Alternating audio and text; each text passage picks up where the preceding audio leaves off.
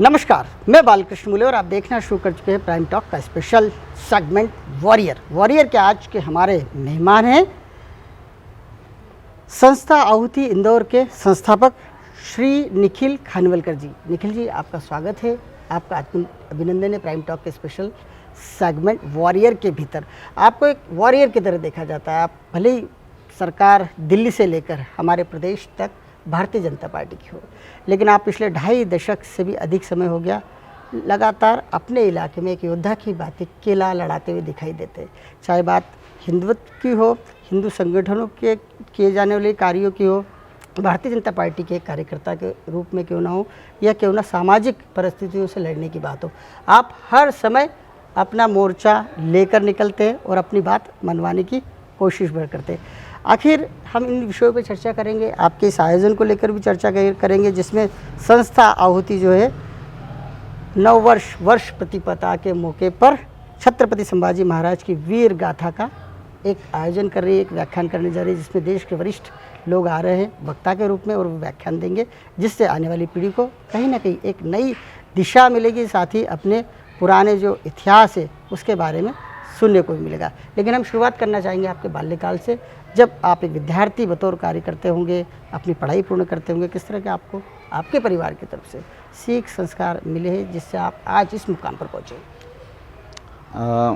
मेरा जन्म इंदौर में जी 21 अप्रैल 1983 रामनवमी के दिन हुआ था। क्या बात है, बहुत सुंदर। सबसे पहली प्रेरणा तो मुझे मेरे जन्म से ही होती है। जी रामनवमी पे जन्म हुआ तो राम जी के जो शुभ अवसर पे जन्म हुआ तो हिंदुत्व और राष्ट्र प्रेम और देशभक्ति और ईश्वर की भक्ति वहीं से शुरू हो गई। क्या बात है, बहुत सुंदर। और दूसरा एक कोइंसिडेंस ऐसा भी है मूले जी कि इसमें मेरा जो बेटा है वो भी रामनवमी के दिन ही हुआ है। गुड, तो अभी इसलिए मैंने अभी जोड़ दिया। अद्भुत अद्भुत अद्भुत, गजब, आपने तो रोमांचित कर दिया। क्या बात है। उसके बाद शिक्षा मेरी इंदौर में ही हुई। संघ का स्कूल है शैक्षविका, संघ दयानंद शिक्षण संस्थान है जी, जिसको कि संघ द्वारा संचालित किया जाता है दयानंद शिक्षण संस्थान से। उसी में मेरी पूरी स्कूलिंग हुई है। तो स्कूलिंग भी जो शिक्षा थी जो स्कूल की, वो भी सब संघ पद्धति से ही हुई। बिल्कुल सही कहा। जन्म मेरा 83 में हुआ। 1989 से मैं बाल्यकाल की अवस्था से शाखा में जाता हूँ। संघ के मेरा जो ध्वज प्रणाम हुआ मेरा, वो मेरी 6 साल की आयु में हुआ। क्या बात है, बहुत सुंदर। तो बाल स्वयंसेवक के रूप में तो जो स्वयंसेवक संघ के जो संस्कार थे, शाखा जाने से आपको काफ़ी कुछ आपके जीवन में आपको सीखने को मिलता है। राष्ट्र के प्रति दिशा मिलती है, कई रीति देश के राष्ट्र प्रेम की जो भावना जो है कहीं ना कहीं संस्था और संघ आरएसएस से स्वयंसेवक के रहते हुए मिली जाती है। आगे तो वो शुरू से उसी में काम करते रहे, पढ़ाई भी करते रहे, संगठन से भी जुड़े ही रहे, घोष में भी रहे। तो संघ में जब घोष संचलन होता है तो घोष की जो भूमिका जो कदम ताल होता है वो एक डिसिप्लिन लाता है लाइफ में कि कदम भी आगे पीछे नहीं होना चाहिए, ताल पे कदम उठना चाहिए। तो एक वो डिसिप्लिन भी है, साथ में संचलन से एक शहर में माहौल भी बनता था, देशभक्ति का माहौल भी बनता था, तो उससे डिसिप्लिन भी सीखने को मिलता था। उसके बाद कॉलेज में मैंने गुजराती कॉलेज से अपना ग्रेजुएशन किया, जिसमें मैंने बीकॉम किया। उसके बाद मैं पढ़ाई करने के लिए, आगे की पढ़ाई करने के लिए पुणे चला गया था। पुणे से मैंने MBA किया और MMM किया। MMM मतलब मास्टर्स इन मार्केटिंग मैनेजमेंट। वहाँ से अपनी पढ़ाई कंप्लीट करके फिर मैं इंदौर आया। इस बीच में जब भी मैं इंदौर आता था, मेरे 2-3 साल में बाहर रहा, तभी मैं अपने संगठन से जुड़ता था, अपने पुराने लोगों से यहाँ मिलता था, फिर वापस पुणे जाता था। लेकिन फिर भी ऐसा लगता था कि कहीं ना कहीं संगठन के प्रति जो प्रेम था वापस इंदौर खींच के लाया। मुझे जॉब भी लगी थी, वो मैंने छोड़ी और अपना खुद का व्यवसाय इंदौर में प्रारंभ किया और साथ ही मैं संगठन का काम भी करता रहा। और ये मेरा हो गया एजुकेशन जो था यहाँ कंप्लीट हो गया, फिर संगठन में जुड़ा। फिर उसके बाद एक जो 2-3 साल के गैप के बाद जुड़ने के बाद वापस फिर मैं भारतीय जनता पार्टी में गया। भारतीय जनता पार्टी के युवा मोर्चे में प्रदेश कार्य समिति में माननीय विश्वास सारंग जी जब प्रदेश अध्यक्ष थे, तो 2008 में उन्होंने उन्हीं की कार्य समिति में मैं प्रदेश कार्य समिति का सदस्य रहा। उसके बाद माननीय जीतू जिराती जी जब बने प्रदेश अध्यक्ष युवा मोर्चा, तो उनके साथ भी मैं प्रदेश कार्य समिति में रहा। उसके बाद भी संघ में भी मैं शाखा नियमित जाता रहा और मैं युवा मोर्चे का तो काम करता ही था। बिल्कुल। बाद में फिर अभी उसके बाद मैं आर्ट्स एंड कॉमर्स कॉलेज में माननीय विधायक उषा ठाकुर जी थी उस समय 3 नंबर में, जो अभी पर्यटन मंत्री हैं, कैबिनेट मंत्री हैं। उनका विधायक प्रतिनिधि के रूप में मैंने आर्ट्स एंड कॉमर्स कॉलेज में जन भागीदारी में अध्यक्ष के रूप में काम किया। अभी वर्तमान में हिंदू जागरण मंच जो है संघ का, उसमें जो रामेश्वरम जिला है उसमें मैं भू संरक्षण के सह संयोजक के रूप में कार्य करता हूँ वर्तमान में। जिस अंदाज में आपने आपका बायोडाटा बताया है, काफ़ी सक्रिय राजनीति का हिस्सा रहे, क्योंकि सार्वजनिक जीवन आपका खूब रहा और हर पहलू को आपने जिया है, ज़मीनी स्तर पर जिया है।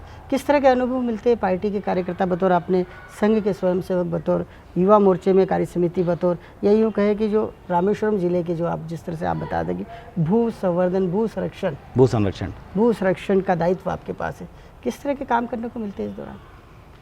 भू संरक्षण में अब जब मैं युवा मोर्चे में था तब तो, अब जब सत्ता होती है जी तब का संघर्ष अलग होता है, बिल्कुल सही। और जब सत्ता नहीं होती तब का संघर्ष, जब हम छोटे थे उस समय जो हमारे साथ के जो बड़े स्वयंसेवक थे या अन्य जो बीजेपी के कार्यकर्ता थे, उनका संघर्ष हमने देखा है। वैसा संघर्ष तो हमें इसलिए नहीं करना पड़ा क्योंकि उस समय हमारी सत्ता थी, बिल्कुल सही। उसके उसके पहले का संघर्ष अलग हो गया। पर अभी भी छोटी छोटी चीज़ों में कुछ ना कुछ संघर्ष तो अपने क्षेत्र में हर चीज़ में है ही, संघर्ष करना पड़ता है, संघर्ष तो करना ही है हमेशा। तो अब जैसे सह संयोजक के रूप में जब मैं रामेश्वरम जिले में ये काम कर रहा हूँ भू संरक्षण का, तो इसमें मेनली जो भी ज़मीन पर अगर कोई किसी का अवैध रूप से कोई अतिक्रमण है या ऐसा कुछ है तो वो उन संबंधित काम है। संबंध में आप निर्णय लेते हैं, प्रशासन को सचेत करते हाँ जी, बिल्कुल, और प्रशासन अपनी कार्रवाई करता है। पुलिस के सहयोग से आप कहीं अनुचित कार्य को रोकने का बिल्कुल करते आ रहे हैं। बिल्कुल। आप राजनीति में आगे क्यों नहीं बढ़ पाया? लगातार 2.5 दशक तक राजनीति करी आपने, आपका जो पारिवारिक पृष्ठभूमि है, बैकग्राउंड है, वो भी राजनीति के, आपके घर में माँ स्वयं कॉरपोरेटर रही है, मुझे लगता है इससे पहले भी जनसंघ से जुड़े हुए लोग होंगे। किस तरह का माहौल मिला आपको पारिवारिक रूप से? मूल रूप से मेरे जो नाना जी थे, मेरी मम्मी जो है वो खंडवा से उनका मायका है, मेरा ननिहाल जो है वो खंडवा का है। नाना जी का नाम क्या? वो स्वर्गीय अनंत रायकर जी, वो राष्ट्रीय स्वयंसेवक संघ के सदस्य भी थे, कई विभिन्न पदों पर भी रहे, और वो जनसंघ के भी संस्थापक सदस्य थे। क्या बात है, बहुत सुंदर। तो कुशाबाऊ ठाकरे जी और राजमाता सिंधिया जी, इन लोगों के साथ में मेरे नाना जी ने बहुत काम किया है खंडवा क्षेत्र में। और कई प्रचारक हैं जो उनके साथ में उन्होंने बहुत काम किया है। और वहीं से फिर ये जो संस्कार आए हमारे परिवार में, राजनीतिक या फिर संगठन के प्रति जो समर्पण का भाव आया, वो वहीं से आया। क्या बात है। उसके बाद फिर यहाँ मम्मी को देखा, वो भी बरसों से, श्रीमती मेघा खानवलकर, वो 1983 मेरा जन्म का समय भी है, और वो उसी मैं जब से पैदा हूँ तब से मैं मेरी माता जी को देखता हूँ कि वो संगठन के लिए हमेशा हर चीज़ में सक्रियता से अपना सहभागी रहती हैं। उसके बाद 1999 में उनको अवसर मिला जब कैलाश विजयवर्गीय जी इंदौर के महापौर बने थे। उनकी महापौर परिषद में वो शिक्षा समिति की प्रभारी भी रही और वार्ड नंबर 45 से पार्षद रही थी। उसके बाद फिर राज्यपाल द्वारा उनकी नियुक्ति हुई थी किशोर न्यायालय में सदस्य के रूप में, जो कि जुवेनाइल जस्टिस बोर्ड जिसको कहा जाता है, उसमें वो मेंबर के रूप में काम करती थी। तो ये संस्कार परिवार में संगठन के लिए काम करने का तो हमारे घर में शुरू से माहौल ही था। बिल्कुल सही कहा। और आपकी तो ट्रेनिंग ही, मुझे ऐसा लगता है कि राजनीतिक प्रशिक्षण जो है आपको गर्भ में रहते हुए मिल चुका होगा। राजनीति में फिर भी जिस मुकाम पर आपको इस अवस्था में पहुंचना था, 2.5-3 दशक से लगातार आप विभिन्न पदों पर काम कर रहे हैं, बावजूद इसके जनप्रतिनिधि बतौर पहचाने नहीं गए, क्या कारण? मुले जी, अब ये तो ऐसा है कि थोड़ा सा राजनीति में भाग्य का भी बहुत बड़ा काम है। सही। जो भाग्य में होगा वो होगा। काम करना हमको ईश्वर ने दिया है, हम हमारा काम कर रहे हैं, वो सतत करते रहेंगे। निखिल जी, मैं आपका फैन हूँ व्यक्तिगत रूप से, क्योंकि आपकी जो वाणी है काफ़ी शुद्ध है। संगठन की जब बात करते हैं तो ऐसा लगता है कि मोती से झड़ रहे, और आप जैसे युवा को जो है खूब आगे जाना चाहिए। आपका जो हायर एजुकेशन है ये बताता है कि पार्टी को भी ऐसे युवाओं को खुद से होकर अपने दायित्व सौंपना चाहिए, बड़े दायित्व सौंपना चाहिए, जिससे पार्टी की जो छवि आज निखरी है, विश्व स्तरीय भारतीय जनता पार्टी को संगठन कहा जाता है। ऐसे संगठन में आप जैसे युवाओं के पास में कोई बड़ा दायित्व नहीं होता है, तो हम जैसे जो मीडिया में वर्षों से काम कर रहे हैं उन्हें भी खलता है कि फिर पार्टी की नज़र आप जैसे निखिल पर क्यों नहीं पहुंच पाती। हालांकि आप सक्रियता हर जगह रखते हैं अपनी, आप सामाजिक संस्थाओं के माध्यम से काम कर रहे हैं। आप गुड़ी पड़वा के मौके पर एक बड़ा आयोजन करने जा रहे हैं, उस आयोजन को सुनना चाहेंगे। कहाँ से उसकी प्रेरणा मिली? क्या इससे पहले भी आपने इस तरह के आयोजन किए? जो हिस्ट्री एक जो सब्जेक्ट है जी वो मैंने मेरे एजुकेशन में कभी मतलब वो मेरा पार्ट नहीं रहा, जी लेकिन वो मेरा एक व्यक्तिगत रुचि का एक विषय था जी कि मुझे जब मैं मेरे घर में ऐसे किस्से सुनता था, जी कई प्रचारक मेरे घर पे कई बार आते थे भोजन के लिए और ये सब हम लोग हमारे यहाँ ऐसा होता था, तो उनसे जब चर्चा होती थी तो उनके विचारों से मैं बड़ा प्रभावित रहता बिल्कुल था। सही कहा, क्योंकि प्रचारक आते हैं तो बौद्धिक सेशन होते हैं और हाँ। बौद्धिक सेशन कहीं ना कहीं माइंड को वॉश करते हैं और यूँ कहे कि हम तो हिंदुस्तान में हमें तो राष्ट्र चिंतन यदि सिखाया जाता है तो बहुत जल्दी हम आत्मसात कर लेते हैं। जी तो उनसे जब मैं कुछ कुछ सुनता था किसी कि मुगलों से हमारे पूर्वजों ने कैसा संघर्ष किया, बिल्कुल सही कहा। अंग्रेजों से हमने कैसा संघर्ष किया, तो कहीं ना कहीं फिर उन चीज़ों के लिए मेरी एक जिज्ञासा मेरे मन में आती थी कि इसको अपन जैसे इन्होंने मान लो उस समय इतनी बात तो नहीं होती थी कि पूरा उसका इतिहास ही पढ़ लें, बिल्कुल सही कहा। पर एक आध अगर वो कोई बात ऐसी बोलते रहे तो मैं फिर उस मन को विषय के कहीं- डीप में जाता था कि ये कौन थे। जी तो अभी जो हम लोग कार्यक्रम कर रहे हैं ये छत्रपति शिवाजी महाराज के ज्येष्ठ पुत्र जी श्री छत्रपति संभाजी महाराज के ऊपर हम ये कार्यक्रम कर रहे हैं। जी संभाजी महाराज को हम लोगों ने इसलिए चुना जी कि हम लोग सभी लगभग छत्रपति शिवाजी महाराज के बारे में तो हम जानते हैं, जी लेकिन हम लोग छत्रपति संभाजी महाराज के बारे में बहुत कम जानते बिल्कुल हैं। सही कहा, जबकि उनका वैभव मुझे कई बार ऐसा लगता है कि छत्रपति से भव्य और दिव्य है। ऐसा कहना तो ठीक है कि लेकिन उनका बलिदान बहुत बड़ा बहुत है, बड़ा है, उनका योगदान भी बहुत मेरा बड़ा भी है। कहने का यही तात्पर्य हाँ, है, बिल्कुल। तो ये मुझे लगता था कि ये बात कहीं ना कहीं लोगों तक जाना चाहिए, खास तौर से नई पीढ़ी तक पहुंचना। नई पीढ़ी तक पहुंचना चाहिए। और कुछ बातें ऐसी है जो हमने भी नहीं पढ़ी है, हमारे आने वाली जनरेशन भी नहीं पढ़ रही है, बिल्कुल सही जो इतिहास में नहीं पढ़ाया जा रहा है। जी तो ऐसे इतिहास को जो कि बच्चों को नहीं पढ़ाया जा रहा है, जी अब उस संभव भी नहीं है कि इतना बड़ा इतिहास सब एक बच्चे को बिल्कुल सही कहा। पढ़ा दिया जाए, लेकिन ऐसा कोई इतिहास जो कि बच्चों तक पहुंचना जी। चाहिए, तो वो उसका एक माध्यम बनने की एक छोटा सा प्रयास कर रहा हूँ जी कि जो हिडन अपने जो अनसंग वॉरियर्स रहे ओके वो लोगों तक पहुँचे कि देश में आज हम इतना भारत देश में हम सब कुछ आज हम मॉल्स में जा रहे हैं, बिल्कुल। आज़ाद घूम रहे हैं, बड़ी बड़ी गाड़ियाँ चला रहे हैं सब लोग, बिल्कुल। इसके लिए किसी ने बलिदान दिया है बिल्कुल सही और कहा, वो ये बात बलिदान का लोगों ने एहसास याद होना करना चाहिए, लोगों को बिल्कुल मालूम सही होना कहा। चाहिए। सही बात है। और आहुति नाम हमने इसलिए रखा है संस्था का ओके कि जिन भी महान योद्धाओं ने, महान हमारे राष्ट्र भक्तों ने जो बलिदान दिए, अपने जीवन की आहुति दे दी है उन्होंने आगे आने वाली पीढ़ी के लिए, जी तो उस आहुति को लोगों तक कैसे उसको हम पहुंचाए, तो आहुति नाम हमने इसलिए दिया है। क्या बात है, बहुत सुंदर। तो अब ये पहला हमारा प्रयास है संभाजी महाराज के उद्बोधन कार्यक्रम से के माध्यम से, जी और ऐसा निरंतर हमने ये प्रण किया है कि आगे भी हम किसी ना किसी ऐसे वीर योद्धा के व्यक्तित्व और उनके व्यक्तित्व को लेकर आम जनमानस में व्याख्यान के आयोजन करते हैं। इस आयोजन में कौन शिरकत कर रहे हैं, किस तरह का उद्बोधन होगा, कौन क्या उनका?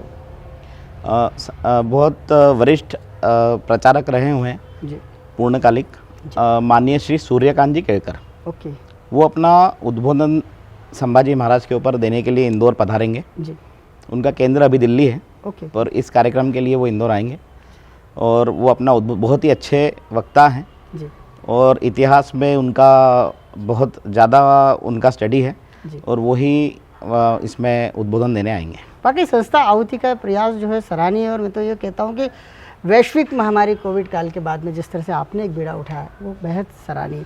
आपका लक्ष्य क्या इसी हो रहा है कि इसी संस्था के माध्यम से आप समाज में जन जागृति का कार्य करेंगे? हाँ, एक प्रयास यही है कि ये हम लोग उन्हीं लोगों को उठाएंगे कि लोग उस पत्रक को देख के सोचें कि ये कौन थे।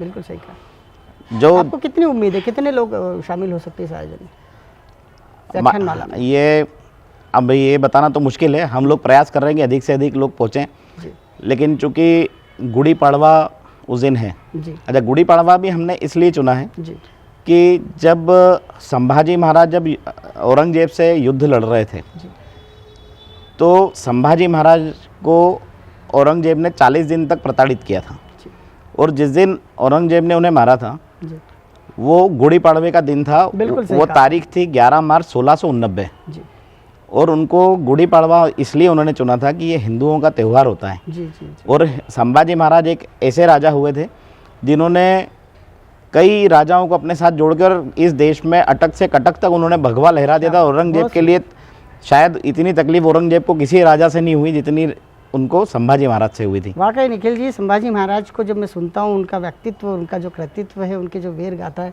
जब कानों में आती है तो पूरे शरीर में रोम रोम से कहीं ना कहीं एक अलग तरह का भाव उत्पन्न हो जाता है। आप काफ़ी टिट फिट नज़र आते हैं। विषय को हम छोड़ना इसलिए चाहते हैं कि दोनों भी संभाजी महाराज को लेकर के मुझे लगता है भावुक से नज़र आ रहे हैं, क्योंकि दोनों ही मराठा हैं और मराठा जब अपने एक वीर के बारे में बातचीत करते तो उनकी आंखें भर आती। आपके जीवन को इसी तरह आप आगे ले जाना चाहते हैं, इसी तरह के वीर गाथाओं के माध्यम से, क्या योजना है? मुझे अपने राष्ट्र के प्रति बहुत ज़्यादा प्रेम है जी। और इसीलिए मेरी रुचि हिस्ट्री में ओके। कि किसने क्या किया, राजनीति में मुझे क्या मिलेगा क्या नहीं मिलेगा ये इस बारे में मैं कोई चिंता करता नहीं, लेकिन मैं अपने जीवन में जो लोगों तक जो बातें नहीं पहुंच रही है उनको पहुंचाना, लोगों के लिए मदद करना। ऐसे कोविड काल में भी हम लोगों ने काफ़ी ऐसे माई मंगेशकर सभागृह में माननीय बंडू पराड़कर जी, हमारे चंद्रकांत पराड़कर जी, बिल्कुल सही कहा, उनकी तबीयत खराब थी, फिर भी उन्होंने हमारे ऊपर, हम जैसे जो उनके युवा कार्यकर्ता हैं मराठी समाज के, तो बंडू पराड़कर जी ने हमको जिम्मेदारी सौंपी थी, जिसको हमने लॉकडाउन में पूरे बखूबी निभाया।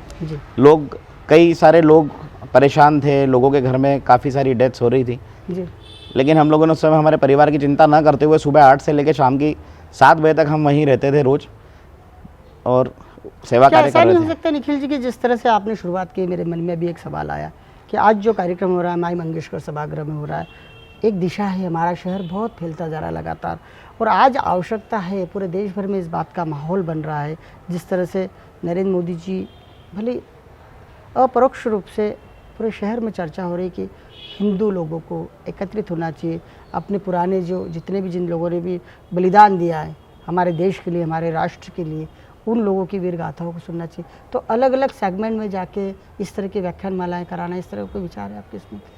इंदौर के अलग अलग क्षेत्रों में पहुंचकर जहाँ पे समग्रता से व्यापक रूप से लोगों में एक जन जागृति आए कि हमें भी किस तरह से राष्ट्रभक्ति करना चाहिए। मुझे जी, जब हमने ये कार्यक्रम को करने का सोचा था जी, तो मेरे साथ कई मेरे साथी भी थे जी, श्री विक्रांत धुलकर जी, ओके, सूरज यादव जी, विक्की यादव जी, ओके, गोपाल शर्मा जी। जी, तो हम लोग जब इसको प्लान कर रहे थे जी, तो उस समय ऐसा लग रहा था कि यार हम एक बड़ा आयोजन करें जी, या हम छोटे छोटे नाट्य करके और मोहल्ले में ऐसे कुछ बस्ती में जाएं जहाँ पर हम ऐसा करें।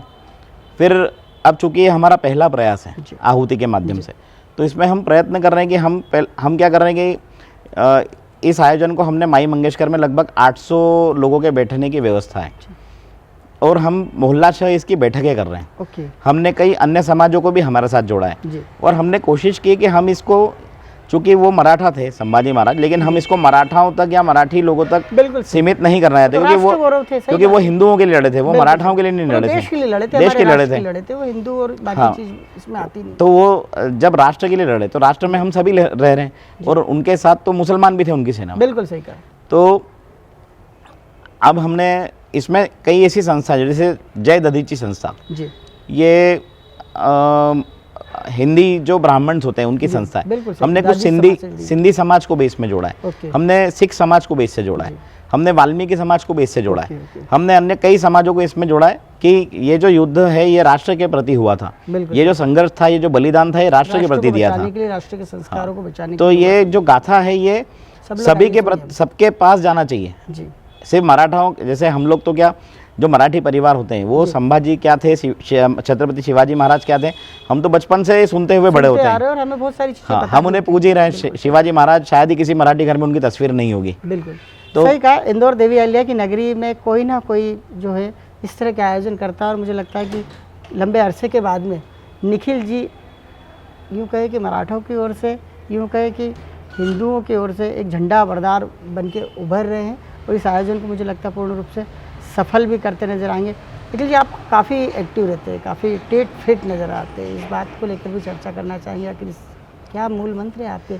आप ऐसे मित्रवत सबसे व्यवहार रखते हैं, ना तो किसी से बैर रखते हैं, ना किसी को ऐसी बात बोलते हैं जिससे कि उससे कहीं हट सी कर जाए, आप समभाव में जीते हैं हमेशा। इंदौर शहर की बात की जाए तो आपको चाहने वालों की आपकी बहुतायत में तादाद है, क्या कहना चाहेंगे?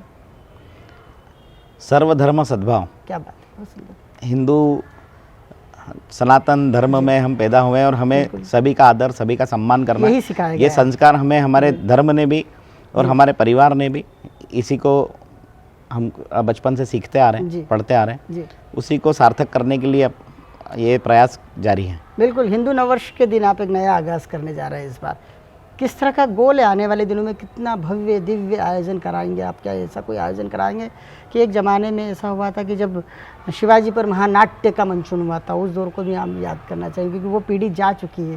लेकिन अब नई पीढ़ी के हाथों में कमान है, आप जैसे युवाओं के हाथों में कमान है, जो बहुत कुछ कर सकते हैं अपने जीवन में। क्या इस तरह के प्लान हैं? हाँ, प्लान तो है कि इसको बहुत आगे तक अपने अन्य सभी लोगों को जोड़ते जाना है और ये विचार लोगों तक पहुंचाते जाना है। अभी तो पहले तो फिर भी ऐसा होता था कि हमारे पास मीडियम नहीं था, जी, हमारे पास संसाधनों की कमी थी। बिल्कुल सही कहा। अभी हमारे पास सोशल मीडिया है, आप जैसे बड़े भाई हैं जी, जो मीडिया के माध्यम से हमारी बात आगे पहुंचाते हैं, पहुंचा सकते हैं, बिल्कुल। तो ये जो माध्यम आ गया इससे और ये भव्यता लेगा। जी, जैसे अभी भी हमारा जो ये संभाजी महाराज के ऊपर जो कार्यक्रम है, इसको हम डीजीआना पे लाइव ये इसका प्रसारण होगा ओके, और फेसबुक पे ये लाइव रहेगा जी, अन्य लोगों तक। तो जो लोग फिजिकली वहाँ प्रेजेंट रहेंगे उनके लिए तो ये हमको करना ही है, लेकिन हमारा जो भाव है सिर्फ वहाँ पर संख्या बढ़ाना ही एकमात्र ध्येय नहीं है, ये बात अधिक से अधिक लोगों तक कैसे पहुँचेगी ये हमारा उद्देश्य है। तो इसके लिए सोशल मीडिया एक ऐसा प्लेटफॉर्म है कि हम अधिक से अधिक लोगों तक जाएंगे।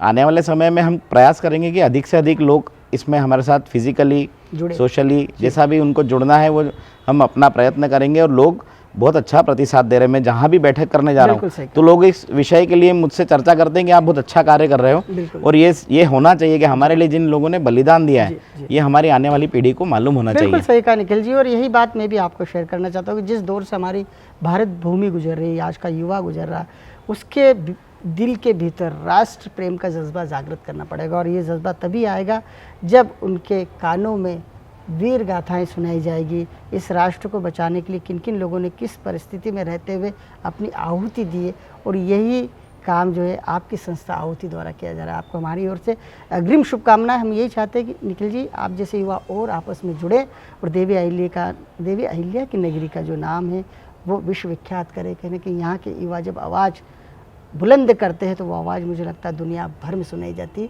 और आपकी आवाज़ भी ज़रूर सुनाई देगी। आपने द प्राइम टॉक से चर्चा की, एक वॉरियर के रूप में चर्चा की, एक योद्धा के रूप में चर्चा की। आपका हृदय से बहुत बहुत धन्यवाद। नमस्कार। नमस्कार।